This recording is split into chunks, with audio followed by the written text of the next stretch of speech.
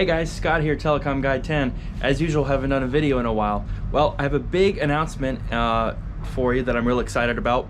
On January 15th of 2024, which is about a week or so from now, I will be opening my own business and storefront here in East Tennessee.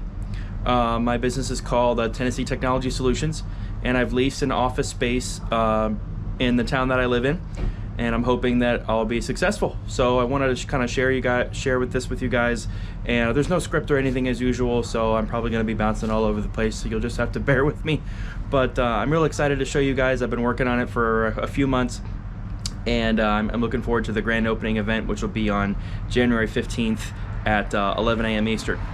So without further ado, let's take a look around the office. All right, so starting with the front here, I've got my LED scrolling sign, and you'll see my beloved dog Luna there, five-year-old pain in the butt, black lab mix, but she'll be joining me most days when I'm here. I got some cool vintage signs. I wanted to kind of make this not only an office and storefront, but also a tribute to new and vintage technology. I've been collecting different types of technology, two-way radios, Bell system phones, things like that. So I thought the Master Charge sign, which is now known as MasterCard, and the AT&T long distance service time would be kind of a neat touch. Obviously it's 8 or 9 o'clock at night, so I don't have the open sign on yet, and we're not officially open yet for another week or so anyway. But for overnight, when people are walking by or driving by, I put this little scrolling sign up, which just runs on a little Dell small form factor PC with some royalty-free footage of various IT workers and people doing things like that. And what you'll see right here, this is an IBM PS2 computer, which is actually fully functional. So without further ado, I'll take a step back here and we'll go inside.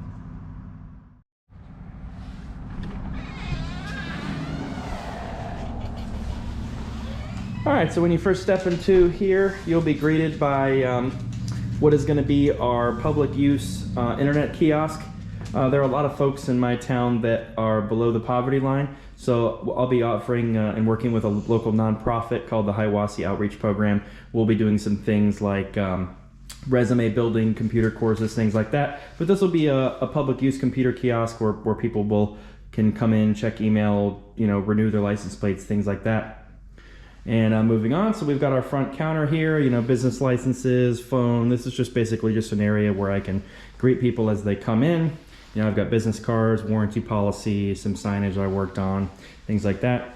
And over here to the left, as you saw by the window, this is the fully functional IBM, I think I said PS2 earlier, but I actually meant PS1 computer.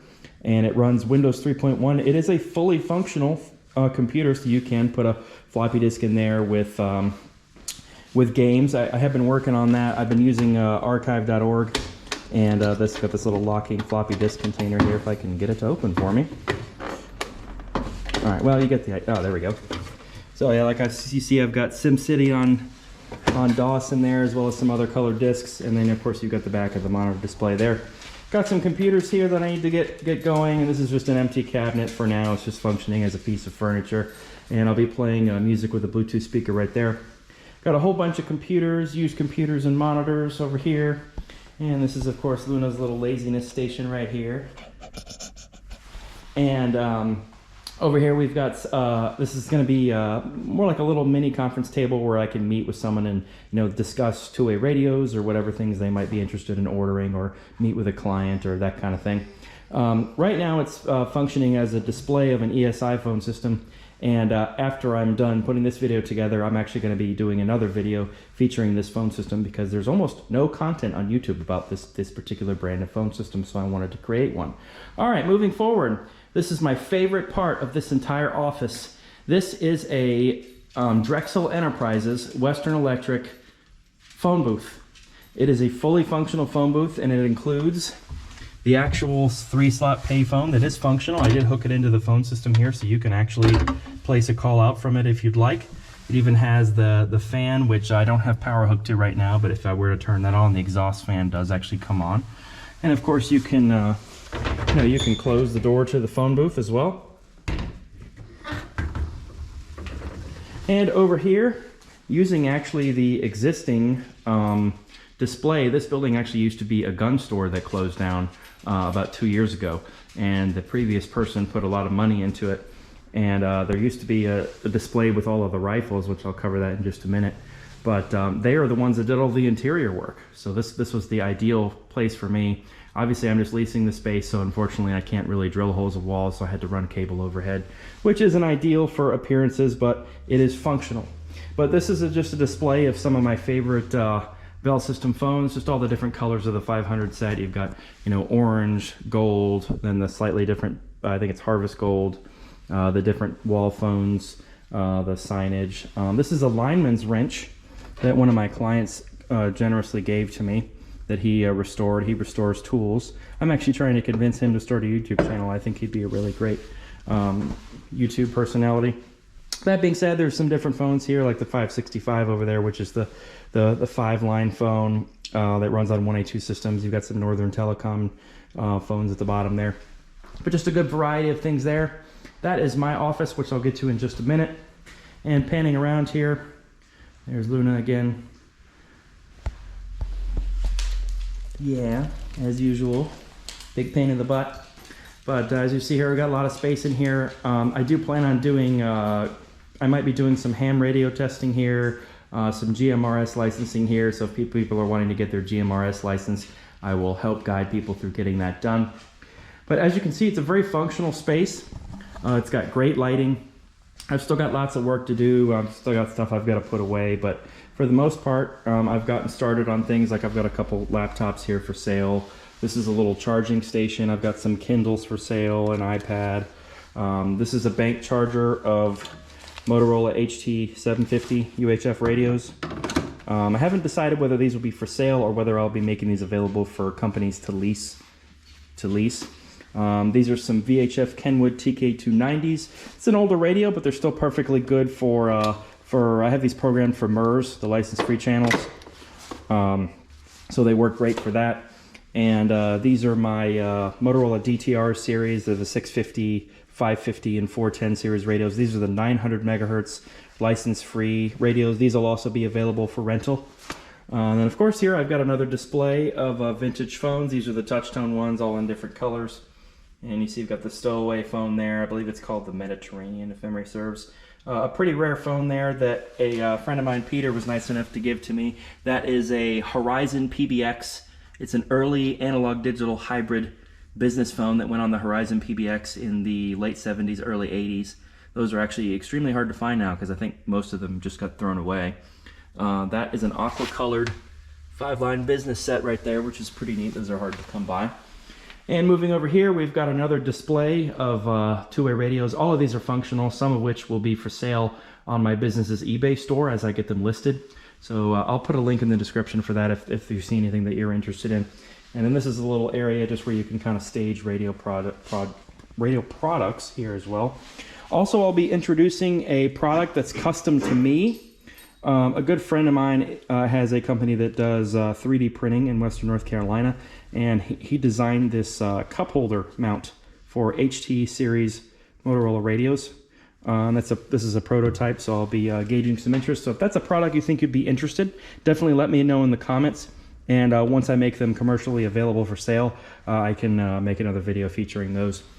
Across the top here, we've got a bunch of XTS 1500 series. The 2500 series, Model 1, Model 2, and Model 3, XTS 5000. Then we've got a couple CP200Ds.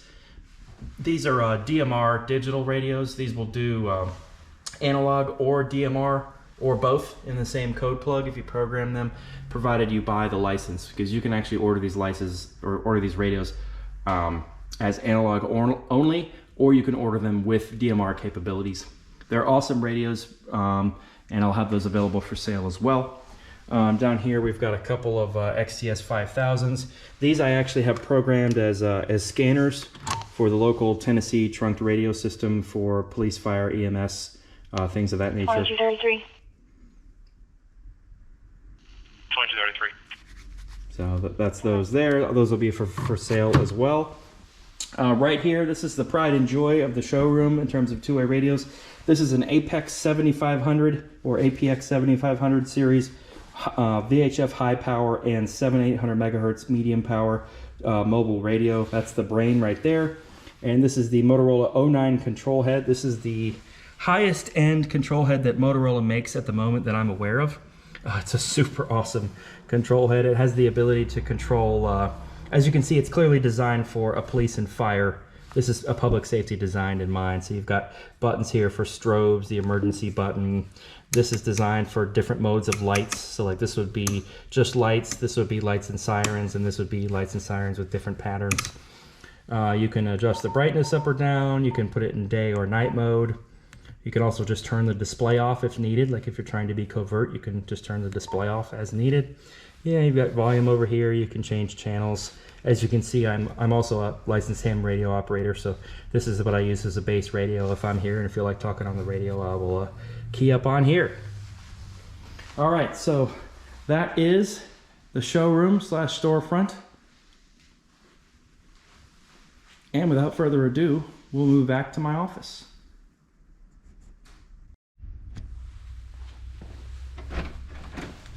Alrighty, step into my office.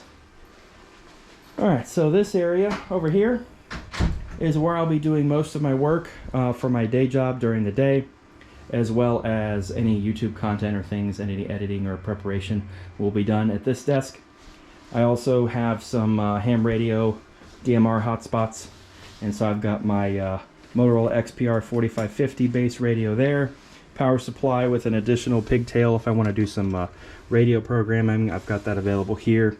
I've got my Apex portable radio, battery charger here, wireless charger for my phone. This is a little wireless intercom. It uses FRS channels. I got this on Amazon. There's another one at the front desk, and if I'm back here with the door closed, I have the other one set up on Vox mode.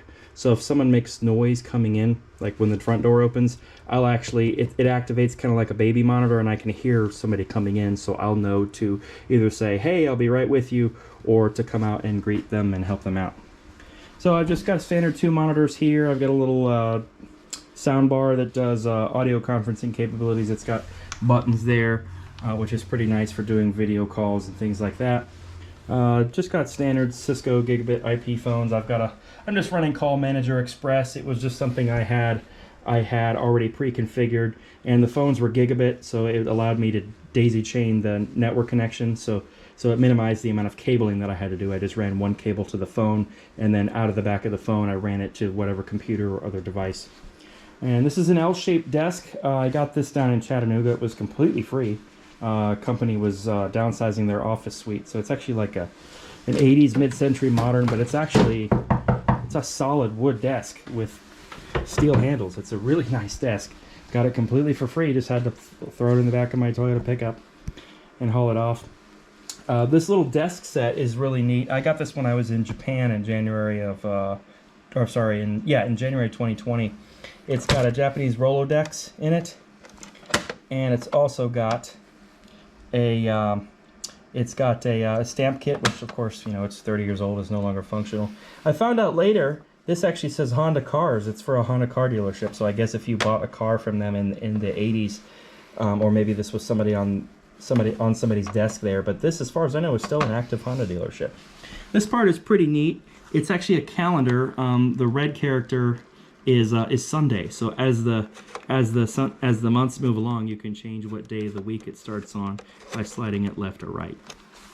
I've got my Apex 7000 and 8000 portables over here, and I've got my Audio-Technica microphone here with XLR connection back to this Mackie 1402 VLZ Pro 14-channel mixer, and then this is running into my Focusrite USB audio interface. So that allows me to do voiceover work for customers. You guys may or may not know, but I do a lot of voiceover work for voicemail systems, phone systems, corporate videos, things of that nature. So this is where I do that high quality recording. It's nice and quiet back here, and it allows me, and it's an echo-free environment, as you can see. All right, so behind the curtain, I mostly did this for heating purposes, because unfortunately at the moment I do not have central heating or air in this particular building, so I'm just running off of some oil-filled heaters, but these actually are pretty efficient for the space that I'm in. So I mostly did this for noise purposes. But this is basically just an inventory area. This is still a work in progress, but all of the material I've collected over the years, most of this stuff will be available for sale here pretty soon. I've got all my two-way radio inventory over here.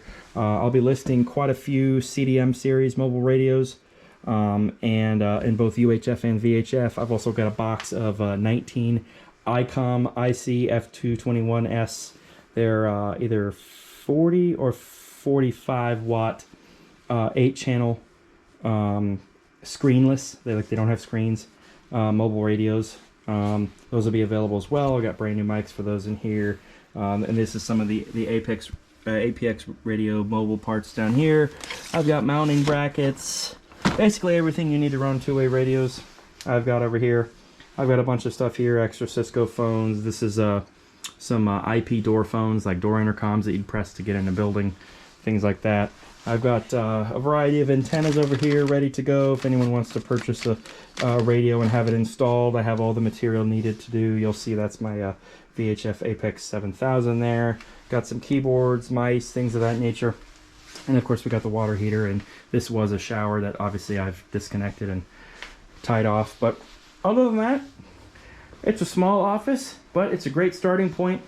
I'm hoping that I'll be able to be successful. We'll see what happens. This is basically just, you know, a little corner where I've just got storage over here. Oh yeah, before I wrap things up, this is a custom built GMRS repeater that I built. I put up I put up 25 or 30 feet of antenna tower behind the building here, and this is a custom GMRS repeater. These are two Motorola CDM 1250 radios. This is the receiving radio, and this is the transmitting radio. It is a 40 watt radio, and there is a power supply, a duplexer, and a 12 volt to 5 volt regulator here, so I can charge USB devices here as well as the voltmeter display.